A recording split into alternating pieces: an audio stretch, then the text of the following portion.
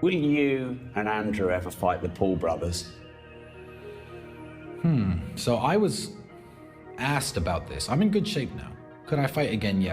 They're likely regretting this already, as for once, their competition isn't a retired athlete, a washed-up celebrity, or a random basketball player chasing relevance. This time, they're facing someone who doesn't fit the usual mold, someone ready to challenge the status quo with focus and determination.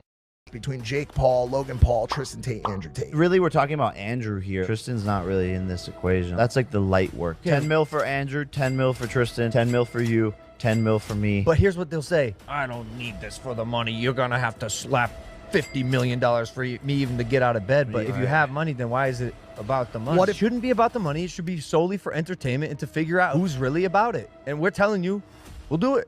Andrew and Tristan Tate bring a no-nonsense approach to their fights, focusing on skill and determination rather than chasing fame or clout.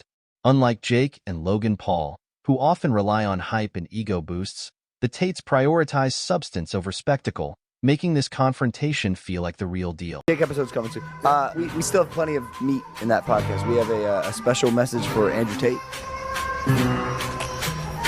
Jake Paul, I will fight you any day of the fucking week.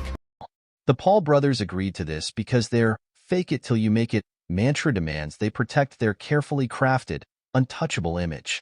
Backing out would loudly expose them as frauds, far more than any pre-fight trash talk ever could, jeopardizing the shiny persona they've built over the years. Paul is a bitch, and I will say that here publicly. If anyone wants, I'll fight him for free. The guy's an idiot. No money needed to fight Logan Paul. Logan Paul doesn't believe in any of the things he says. Logan charges in with the emotional intelligence of a YouTube comment section, while Jake conveniently pretends he didn't hear the bell. It's chaos, pure and simple. But it's their chaos now, and the world is glued to the spectacle. As the mess unfolds, the brothers scramble to spin it into something they can survive. Him and my brother, maybe, and obviously KSI would die. But people like Jake Paul, I feel... Andrew Tate is no ordinary name in the fighting world. A four-time kickboxing world champion, his record of 76 wins and only 9 losses is astonishing. Andrew didn't just touch greatness, he lived there. His victories were masterclasses of power, precision, and sheer dominance, turning combat into a near-poetic spectacle with every calculated punch and kick. Then there's Tristan Tate, his brother, who prefers staying out of the spotlight. Don't mistake his quieter demeanor for weakness. Tristan is formidable in his own right. Together, the Tate brothers command attention, each embodying strength and resilience in their unique ways.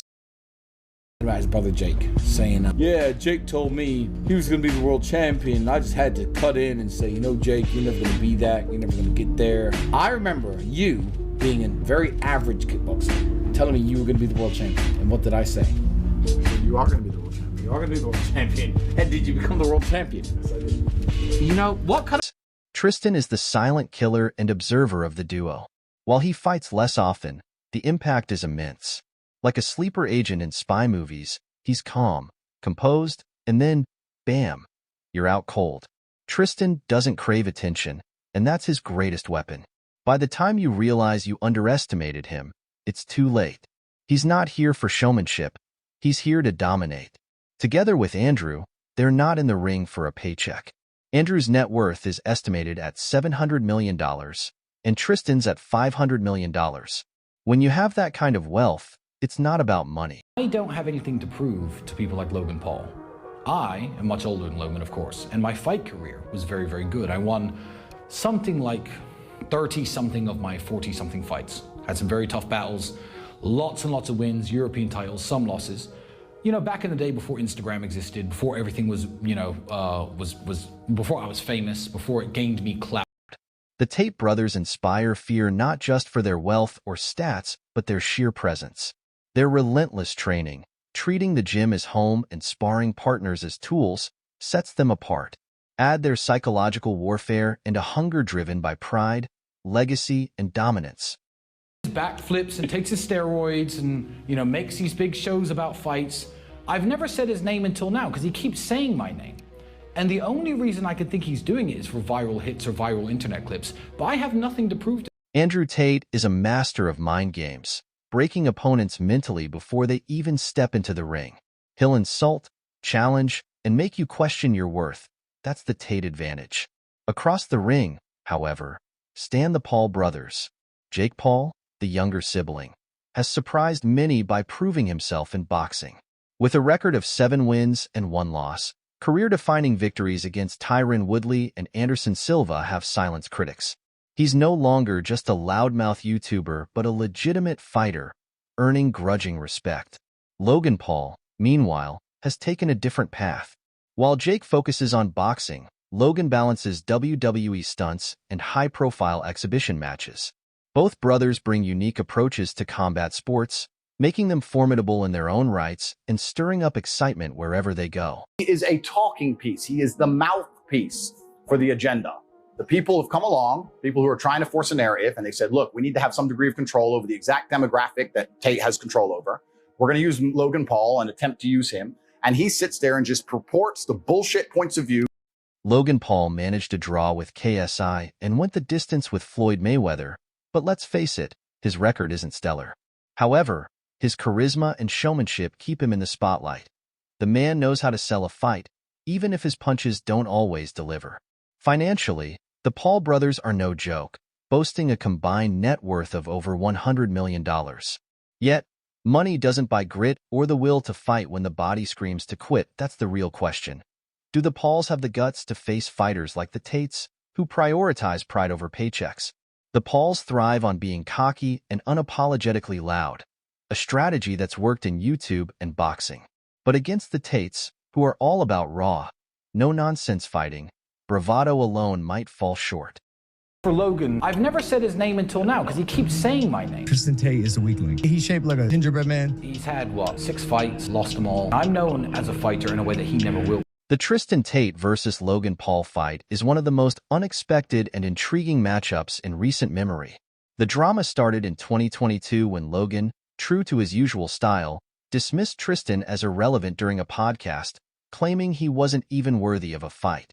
This didn't sit well with the Tates, known for taking insults seriously. Tristan didn't just reply with words. He issued a bold challenge to Logan.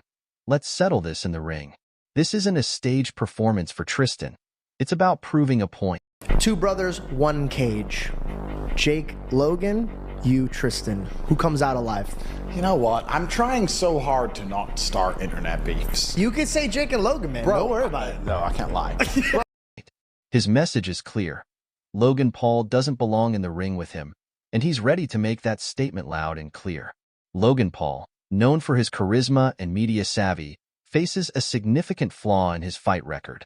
Despite high-profile bouts with KSI and Floyd Mayweather, his results haven't been stellar, losing to KSI in 2019 and barely surviving Mayweather's exhibition in 2021. Logan's strength lies in hyping a fight, not in winning one. This gives Tristan an edge. Unlike Logan, Tristan is methodical, precise, and disciplined, focusing on breaking down opponents with calculated attacks. Logan's tendency to underperform could make him vulnerable to Tristan's focused strategy. And they're fantastic at it. It's why they have a following. They can be magnetic with words, and it draws a lot of people in. Well, Andrew Tate is was a kickboxing world champion. Well, was, Mike, he was. Completely understood, but I'm just saying, I want to play an unbiased standpoint here. So before we call them simply talkers, there is some combat. Logan Paul has bounced back from ridicule before, but Tristan Tate is no YouTuber. He's a seasoned fighter with something to prove. This creates a unique dynamic Logan hasn't faced yet. While their battle simmers, a larger conflict is brewing between Jake Paul and Andrew Tate. Jake, now a celebrity boxer with a 7-1 record and wins over MMA champions like Tyron, Woodley, and Anderson Silva, has faced accusations from Andrew. Tate claims Jake's fights are staged for publicity, mocking his victories as hollow.